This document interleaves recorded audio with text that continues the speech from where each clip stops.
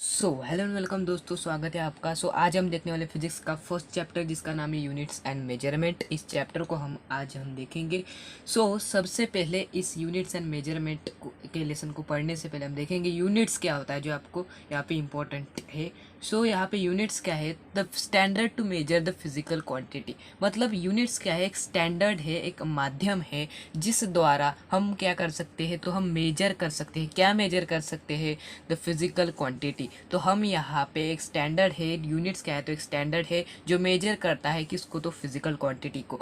अब यहाँ पे फिजिकल क्वांटिटी क्या कि जो हम यहाँ पे मेजर कर सकते हैं उसको हम बोलते हैं फिजिकल क्वांटिटी। अब एग्जांपल के तौर पे सपोज दैट आप गए दुकान पे, तो दुकान पे जाने के बाद सपोज दैट आपने क्या किया, शुगर आपने शॉपकीपर जो है उसको मांगा कि हमें जो है 5 किलोग्राम यहाँ पे शुगर दो। बस बेसिकली हमने क्या कहा उसको कि 5 किलोग्राम शुगर दो। मतलब क्या किलोग्राम? मतलब हमने किसका यूज़ किया यहाँ पे बेसिकली? तो हमने इसमें यूनिट का यूज़ किया जिसका नाम है किलोग्राम। ठीक है जी, तो इसी को यूनिट बोलते हैं। यूनिट मतलब क्या कि जो स्टैंडर्ड यहाँ पे मेजर करता है फिजिकल क्वांटिटी को, तो उसी को हम क्या बोलेंगे? हम उसी को यहाँ पे यूनिट्स यहाँ पे हम बोलेंगे। अब जो हमारा नेक्स्ट टॉपिक है जिसका नाम है यहाँ पे system of units. System of units कितने टाइप्स के होते हैं? बेसिकली वो 4 टाइप्स के होते हैं जिसका नाम है MKS, CGS and FPS and SI। मतलब ये 4 माध्यम द्वारा हम क्या कर सकते हैं, यहाँ पे हम जो है यहाँ पे यूनिट्स को मेजर कर सकते हैं। बट बेसिकली ये जो SI यूनिट है ये अभी अभी फिलहाल ही डिस्कवर्ड हुआ है। और यहाँ पे ये जो SI यूनिट है ये हमारे जो ऑल ओवर वर्ल्ड में जो है यहाँ पे एक्सेप्टेबल है। ठीक है जी, अब इसकी स्टोरी क्या है ये मैं आपको बताता हूँ। बेसिकली जो एसआई यूनिट था बेसिकली वो 1971 के बाद डिस्कवर्ड हुआ था। ठीक है जी, मतलब उसकी जो हम बोल सकते हैं कि जो एसआई यूनिट था वो एक्सेप्टेबल था 1971 के बाद, जब यहाँ पे एक मीटिंग ली गई थी इंटरनेशनल जनरल कॉन्फ्रेंस के बाद, जो 1971 में हुई थी, जिसके बाद यहाँ पे एसआई यूनिट की खोज हुई। ये कारण क्यों था कि एसआई यूनिट यहाँ पे लगाना पड़ा? क्योंकि सपोज दैट होता था कि इंडिया में सपोज दैट कोई FPS, सपोज दैट CGS यहाँ पे सिस्टम कभी यहाँ पे यूज़ किया जाती थी, तो यहाँ पे क्या होता था कि यहाँ पे जो USA था या फिर रशिया था या फिर जापान था, तो इन चारों के चारों में बोलो या फिर अदर जो भी कंट्री है यहाँ पे, ओके, कौन सी भी कंट्री है वर्ल्ड में, यहाँ पे थोड़ा सा कन्फ्यूजन क्रिएट ना हो, जिसके कारण यहाँ पे ऑल कंट्रीज में एक ही जो सिस्टम है यहाँ पे यूनिट्स को मेजर करने के लिए वो यहाँ पे हो, जिसी के कारण यहाँ पे क्या हुआ था कि ऐसा यूनिट को डिस्कवर किया गया था 1917 में। ओके जी, अब जो हमारा नेक्स्ट टॉपिक है वो है यहाँ पे फंडामेंटल क्वांटिटी एंड यूनिट्स। मतलब फंडामेंटल क्वांटिटी क्या होता है और फंडामेंटल यूनिट्स क्या होता है वो हम देखने वाले हैं। सबसे पहले हम देखते हैं फंडामेंटल क्वांटिटी क्या होता है। ठीक है जी, फंडामेंटल क्वांटिटी बेसिकली देखा जाए तो not dependent on any other physical quantity. मतलब जो फिजिकल क्वांटिटी से उसके अदर जो मतलब जो भी यहाँ पे फिजिकल क्वांटिटी है उस पर यहाँ पे जो डिपेंडेंट नहीं रहता उसको बोलते हैं हम फंडामेंटल क्वांटिटी। एग्जाम्पल के तौर पर कभी देखा जाए यहाँ पे जैसे कि हम बोल सकते हैं लेंथ, मास, टाइम, टेम्परेचर, इलेक्ट्रिक करंट और ल्यूमिनस इंटेंसिटी और अमाउंट ऑफ सब्सटेंसेस, ये यहाँ पे फिजिकल क्वांटिटी में आते हैं। क्वांटिटी मतलब नाम से आपको पता चलता है। ओके, फंडामेंटल क्वांटिटी मतलब क्या हम बोल सकते हैं उनको, तो लेंथ को, टाइम को, मास को, टेम्परेचर, इलेक्ट्रिक करंट और एनी अदर। ओके, यहाँ पे 7 फंडामेंटल क्वांटिटीज होती है, आपको ध्यान में रखना है। उसके बाद ये फंडामेंटल यूनिट्स क्या होता है तो आपको ध्यान में रखना है जो फंडामेंटल यूनिट्स मतलब to measure the fundamental quantity. मतलब ये जो 7 फंडामेंटल क्वांटिटी 20, हाँ, तो यहाँ पे ये जो 7 फंडामेंटल क्वांटिटीज है इनको मेजर करने के लिए ये जो फंडामेंटल यूनिट्स होते हैं यहाँ पे क्या करते हैं तो यूज किए जाते हैं। बेसिकली आप देख सकते हैं 7 यहाँ पे फंडामेंटल क्वांटिटीज, उसके बाद फंडामेंटल यूनिट्स एंड इसके सिंबल यहाँ पे दिए गए। लेंथ आप देख सकते हैं, लेंथ का क्या है तो यूनिट है मीटर और सिंबल है M। मास का है किलोग्राम, केजी, टाइम का है सेकंड यस में और टेम्परेचर केल्विन में यहाँ पे मेजर किया जाता है। ठीक है जी, के में ओके, इसका सिंबल है के। इलेक्ट्रिक करंट यहाँ पे एम्पियर में, जिसका यहाँ पे आप देख सकते हैं सिंबल ए है। ल्यूमिनस इंटेंसिटी कैंडेला CD और अमाउंट ऑफ सब्सटेंस मोल यहाँ पे MOL मोल। इस तरह से इसके फंडामेंटल क्वांटिटीज होते हैं। ओके, यहाँ पे आपको अब पता ही चल गया होगा कि जो यहाँ पे किसी भी अनदर फिजिकल क्वांटिटी पर डिपेंड नहीं होता है उसको बोलते हैं हम यहाँ पे fundamental quantity. And fundamental units मतलब जो यूनिट जो यहाँ पे जो यूनिट्स यहाँ पे मदद करते हैं मेजर करने के लिए, किसको, तो फंडामेंटल क्वांटिटी को मेजर करने के लिए यहाँ पे यूज किया जाता है, उसको बोलते हैं हम फंडामेंटल यूनिट्स। ओके, सो इस तरह से ये होता है fundamental quantity and fundamental units. अब देखते हैं हम derive quantity and derive units. So derive units क्या होता है, ओके सॉरी डिराइव क्वांटिटी क्या होता है, सबसे पहले देखेंगे। सो डिराइव क्वांटिटी मतलब dependent on any other fundamental quantities, मतलब जो 7 फंडामेंटल क्वांटिटीज थे उनमें डिपेंड होता है, उन पर यहाँ पे वो डायरेक्टली डिपेंड होता है। और डिराइव यूनिट्स क्या, उनका मतलब क्या होता है, to measure the derive quantity. ये जो डिराइव क्वांटिटी होते हैं, सो इनको मेजर करने के लिए ये डिराइव यूनिट्स जो होते हैं यूज करते हैं। सो इस तरह से ये होता है डिराइव क्वांटिटी एंड ये होता है डिराइव यूनिट्स। अब देखेंगे एग्जांपल इसके। अब भाई साहब मैंने क्या कहा था कि डिराइव क्वांटिटी किसको कहा जाता है, जो यहाँ पे डिपेंड होता है अनदर फिजिकल क्वांटिटीज पे, जो 7 फिजिकल क्वांटिटी फंडामेंटल क्वांटिटीज है उन पर। और यहाँ पे डिराइव यूनिट्स क्या, जो यूनिट्स यहाँ पे यूज किए जाते हैं मेजर करने के लिए, किसको, तो डिराइव क्वांटिटी को, तो इसको कहते हैं डिराइव यूनिट। सो एग्जाम्पल देखते हैं, ये है डिराइव क्वांटिटी जिसका नाम है वेलोसिटी। सो वेलोसिटी का फॉर्मूला क्या है बेसिकली, तो यहाँ पे है डिस्प्लेसमेंट अपॉन टाइम।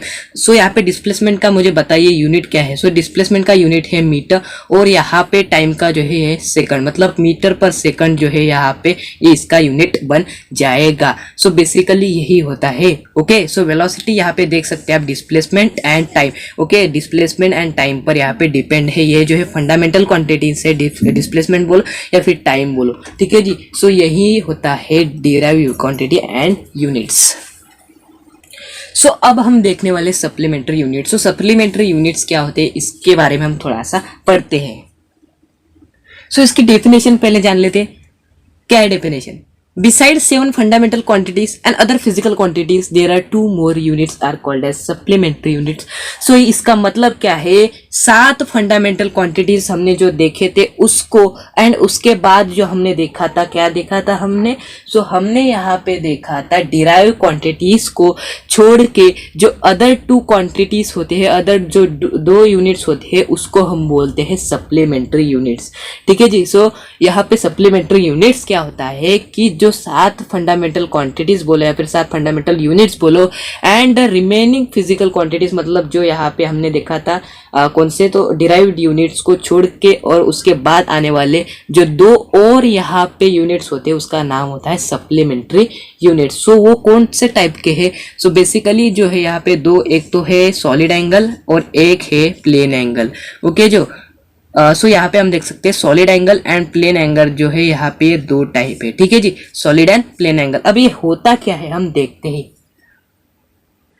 सो प्लेन एंगल सबसे पहले देखते हैं। प्लेन एंगल क्या होता है, ratio of radius and length of arc of circle, that is nothing but called as plane angle. So plane angle क्या होता है, सपोज दैट ये है आपका सर्कल, ठीक है जी, मैंने क्या बोला, ये है आपका एक सर्कल, जिस सर्कल में मैंने क्या किया, एक सेंटर से 2 लाइन यहाँ पे ड्रॉ की, तो ये क्या होगा इनकी, ये होगी रेडियस, एंड उसके बाद ये जो है इतना जो ये पार्ट है ये क्या होगा, इसकी आर्क हो गया, मतलब ये हो गई लेंथ ऑफ आर्क। और मुझे बताओ ये जो थीटा होता है, ये थीटा किसके बराबर होता है, ये होता है लेंथ ऑफ आर्क अपॉन ये क्या होता है रेडियस। लेंथ ऑफ आर्क मतलब लेंथ जो है, लेंथ किस में मेजर की जाती है, वो मीटर में। मुझे बताओ रेडियस कितने में मेजर की जाती है, वो भी मीटर में। मीटर से मीटर कट मतलब यहाँ पे ये तो यूनिट लेस, इसको यूनिट ही नहीं है, हाँ जी बिल्कुल यूनिट ही नहीं है, बट यहाँ पे छोटा सा इसको यूनिट दिया गया है जिसका नाम है रेडियन, ठीक है जी, जिसको आरडी इसका सिंबल है, ठीक है जी। तो रेडियन ये जो है आप देख सकते हैं, सो रेडियन से इसको डिनोट किया जाता है।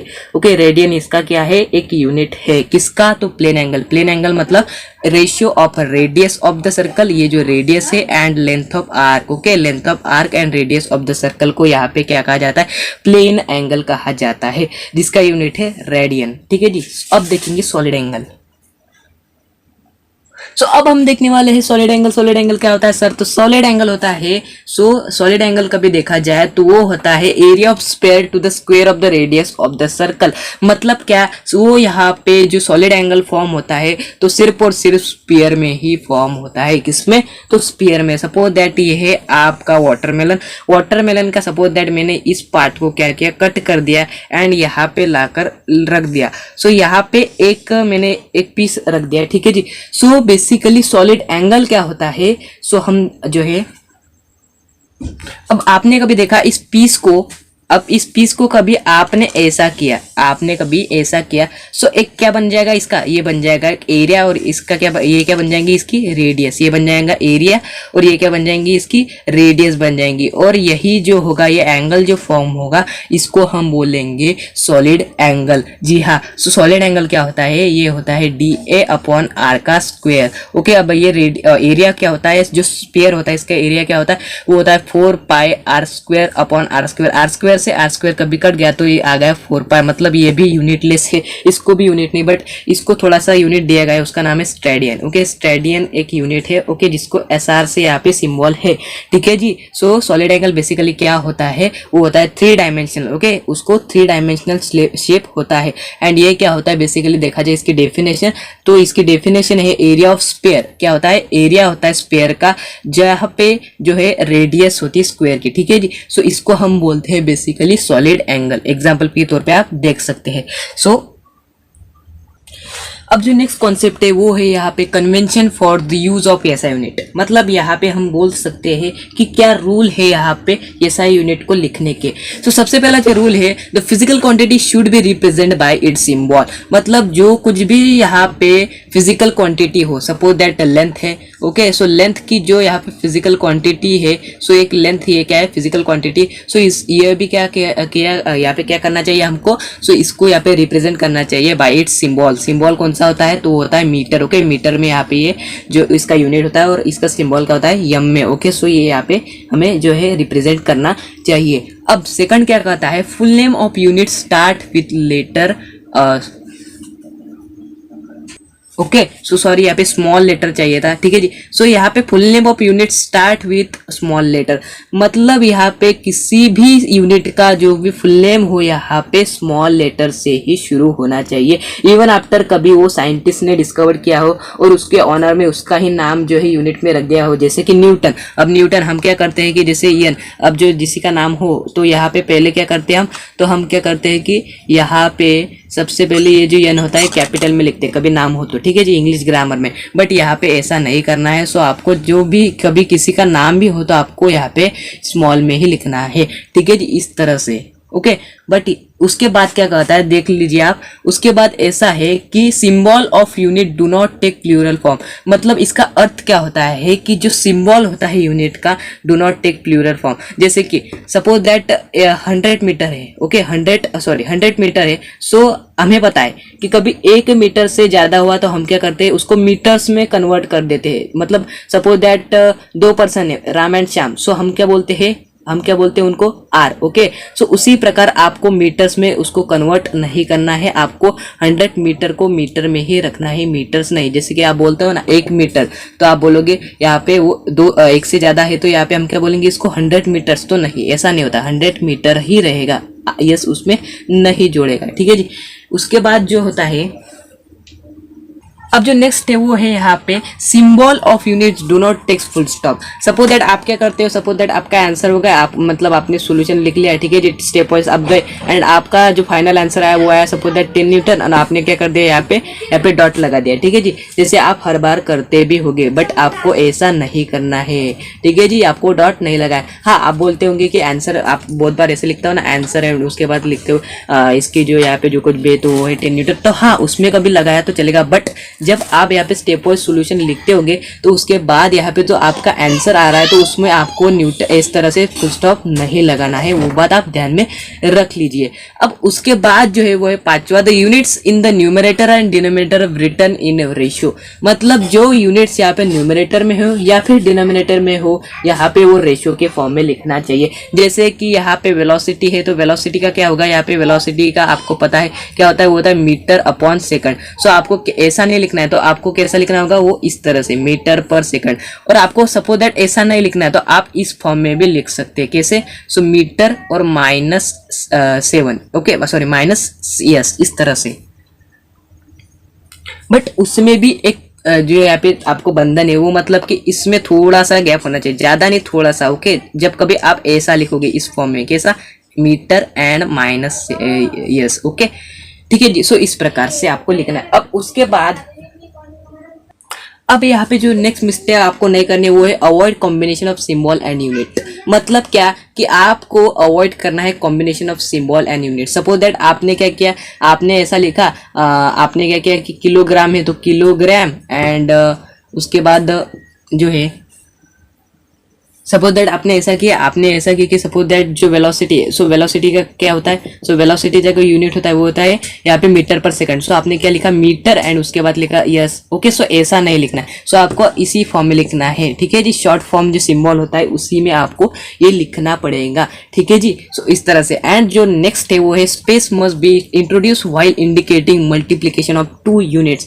मतलब आपको छोटा सा स्पेस देना पड़ेगा जब आप मल्टीप्लीकेशन इंडिकेट करोगे 2 यूनिट्स के बीच में। ओके, मतलब जब मल्टीप्लीकेशन होगा 2 यूनिट्स के बीच में तो आपको थोड़ा सा स्पेस जो है देना पड़ेगा। जैसे कि वेलोसिटी का मैंने बताया यूनिट क्या होता है, मीटर पर सेकंड। सो मीटर अपॉन सेकंड होता है। सो यहाँ पे इसको यहाँ पे कभी यहाँ पे क्या किया, ये डिवाइड है तो आपने कभी मल्टीप्लाइड में यहाँ पे कभी इंट्रोड्यूस किया। ठीक है जी, सो ये कैसा होगा, आपको क्या करना पड़ेगा इसमें, यहाँ पे मीटर और इसके बाद ये सेकंड के बाद थोड़ा सा स्पेस छोड़ देना पड़ेगा और इसके ऊपर आपको माइनस लगा देना पड़ेगा। सो इस तरह से ये जो थे आप बोल सकते हैं रूल थे जो आपको यूज करने पड़ते जब आप ऐसा यूनिट यूज करते हैं तो।